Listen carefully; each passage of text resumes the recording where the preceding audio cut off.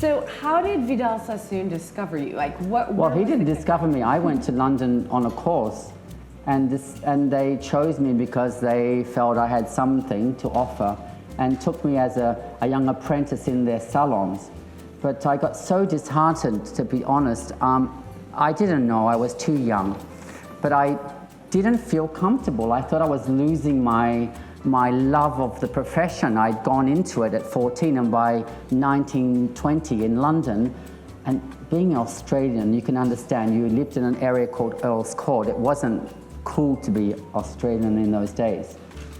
If you weren't from the right place or the right family, it just wasn't kosher. And you know, in England, it can be quite selective.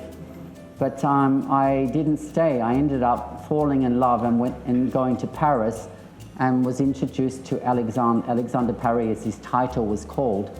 And then I discovered beauty.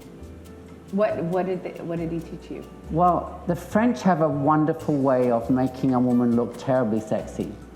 I was fortunate to stay with him for 20 years as his assistant, doing all the haute couture shows and the pret-a-porter for the likes of Chanel, Lanvin. I can go through, there were 17 houses in total. Givenchy, Christian Dior, I mean, all the houses were under Alexandre at that time.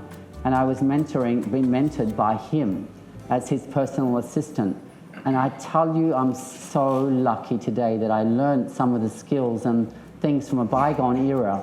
He was doing hair for Elizabeth Taylor and Catherine Deneuve and Princess Grace of Monaco and all these celebrities that I hadn't a clue who they were. I mean, I had no idea.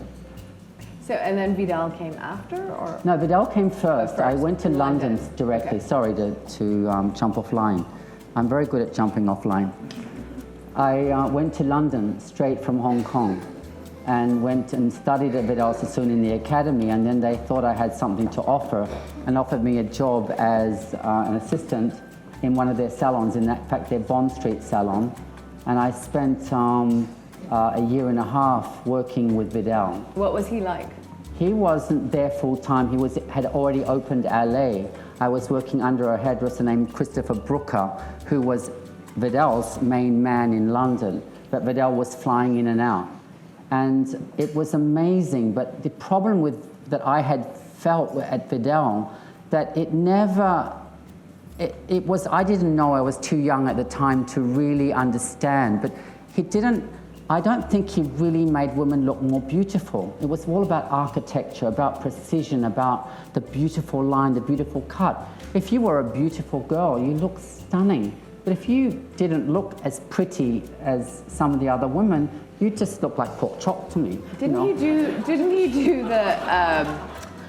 do the Dorothy Hamill? Was he? Yes, well, he did the Dorothy. It was all under him, the wedge. It was called the Wedge in London, by the way. You're Americans, you don't know. My American. The Dorothy Hamill was a copy, or the Dorothy Hamill was a figure skater in the Olympics, for those of you that don't know. It was called the Wedge. It was designed by a hairdresser called Trevor Sorby, who was working with Vidal Sassoon. That whole era was part of the 60s revolution. Vidal, for those of you that don't know in my industry, Vidal revolutionized our industry by bringing wet hair cutting. Previously it was cut dry, and it was all set and teased and poofed up. Vidal brought in the wash and wear, the cut and blow dry revolution. He was the first. I'm just sort of giving a little education to some of my friends here that don't know. But now a lot of people cut dry, like with bombast. Well, right? dry is the new generation, because we cut dry hair now because it's the way the hair naturally falls, and most women want to wash and go cut. So there you go.